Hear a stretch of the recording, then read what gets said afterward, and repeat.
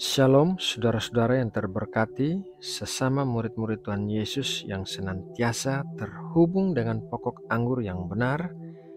Kiranya Allah Bapa memberikan kita semua pertumbuhan di dalam pengenalan kita akan pribadi Allah Tritunggal yang kita sembah. Mari kita berdoa untuk memulai renungan ini. Tuhan Allah yang kudus, yang bertahta di dalam kerajaan sorga, terima kasih atas kasih karunia yang telah kami terima di sepanjang malam saat kami tidur. Kami mengucap syukur pagi ini kami bisa bangun dalam keadaan tubuh yang sehat dan memiliki kekuatan yang baru. Dan sekarang kami mau bersatu teduh untuk merenungkan firman-Mu. Kiranya Engkau memberikan kami hati yang mengerti akan apa yang kami dengarkan. Kiranya Engkau memberikan kami kekuatan dan ketekunan untuk melakukan firman-Mu dengan penuh ketaatan. Terima kasih ya Bapa. Dalam nama Tuhan Yesus kami berdoa dan mengucap syukur. Amin. Saudara yang terkasih, pagi ini kita akan merenungkan firman Tuhan dari Roma 12 ayat 1. Karena itu saudara-saudara, demi kemurahan Allah, aku menasihatkan kamu supaya kamu mempersembahkan tubuhmu sebagai persembahan yang hidup, yang kudus dan yang berkenan kepada Allah. Itu adalah ibadahmu yang sejati. Dalam ayat yang baru saja kita baca tersebut, terdapat sebuah kalimat yang sepintas terdengar membingungkan, yaitu mempersembahkan tubuhmu sebagai persembahan yang hidup. Kita mengetahui bahwa sebuah persembahan di atas mezbah adalah persembahan yang mati. Akan tetapi, dalam ayat itu disebutkan tentang persembahan yang hidup. Kedua pernyataan tersebut adalah benar. Tubuh kita mati saat dipersembahkan kepada Tuhan. Namun di saat yang sama, tubuh kita hidup oleh karena kehidupan Kristus yang mengambil alih tubuh kita. Itulah sebabnya firman Tuhan mengatakan bahwa hidup kita ini bukan lagi kita yang hidup, tetapi Kristus yang hidup di dalam kita. Mari kita membacanya dalam Galatia 2 ayat 20. Namun aku hidup, tetapi bukan lagi aku sendiri yang hidup, melainkan Kristus yang hidup di dalam aku. Dan hidupku yang kuhidupi sekarang di dalam daging adalah hidup oleh iman dalam Anak Allah yang telah mengasihi aku dan menyerahkan dirinya untuk aku. Di dalam anugerahnya yang luar biasa, Tuhan memutuskan untuk bekerja sama dengan kita dalam melakukan pekerjaan-pekerjaannya di atas muka bumi ini. Ia berkenan memakai kaki kita untuk melangkah menghampiri orang-orang yang memerlukan kabar keselamatan. Ia berkenan memakai tangan kita untuk menolong orang-orang yang sedang kesusahan. Ia berkenan memakai mulut kita untuk menguatkan dan memberi nasihat kepada orang-orang yang sedang lemah.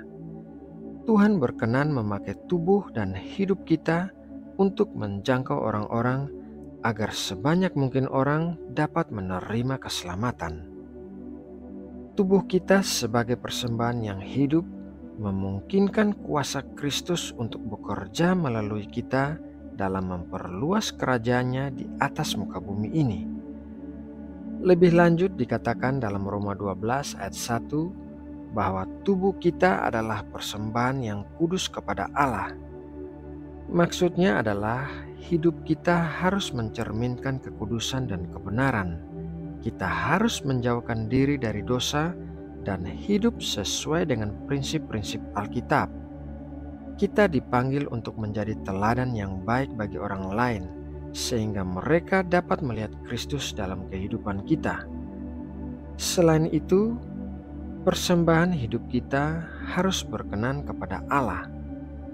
Ini berarti bahwa segala sesuatu yang kita lakukan harus ditujukan untuk memuliakan Allah, mulai dari tindakan kecil sehari-hari hingga keputusan besar dalam hidup. Semuanya harus dipandu oleh kerinduan kita untuk menyenangkan hatinya. Roma 12 ayat 1 mengajarkan bahwa kita tidak lagi hidup untuk diri sendiri, tetapi hidup dalam komitmen dan dedikasi untuk memuliakannya dengan segala yang kita miliki. Dalam persembahan hidup kita menemukan arti dan tujuan sejati dalam hidup ini. Saudara yang terkasih di dalam Tuhan Yesus Kristus, lewat renungan firman Tuhan pagi ini, marilah kita merenungkan kembali cara hidup kita sebagai orang percaya. Apakah kita telah mempersembahkan diri kita sepenuhnya kepada Allah? Apakah hidup kita mencerminkan kekudusannya? Apakah segala sesuatu yang kita lakukan ditujukan untuk memuliakannya? Kiranya renungan firman Tuhan pagi ini dapat menambah semangat kita untuk hidup dalam persekutuan yang lebih dalam dengan Allah, mempersembahkan diri kita sebagai persembahan yang hidup, kudus, dan berkenan kepada Allah.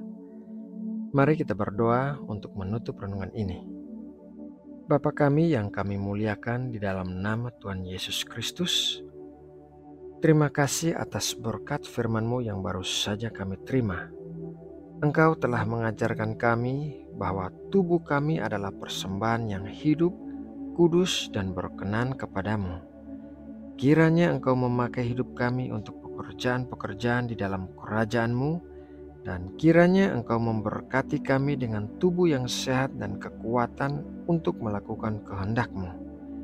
Terima kasih ya Bapa. Sebentar lagi kami akan mulai beraktivitas. Kami berdoa memohon penyertaan dan pertolongan-Mu dalam segala sesuatu yang akan kami lakukan hari ini. Kiranya tangan-Mu menuntun dan mengarahkan langkah kami agar kami tidak tersesat dan jatuh ke dalam pencobaan. Jauhkanlah kami dari hal-hal yang jahat dan berikanlah juga perlindungan bagi keluarga kami dan orang-orang yang kami kasihi. Begitu juga dengan bangsa Indonesia, tempat kami tinggal saat ini. Kiranya tangan-Mu memberkati dan melindungi Indonesia. Kiranya Engkau mencurahkan kasih dan belas kasihan-Mu bagi bangsa kami. Dan kiranya terang Kristus senantiasa memancar di atas Indonesia dan memulihkan negeri ini. Terima kasih ya Bapa. Dalam nama Tuhan Yesus Kristus, kami berdoa dan mengucap syukur. Amin.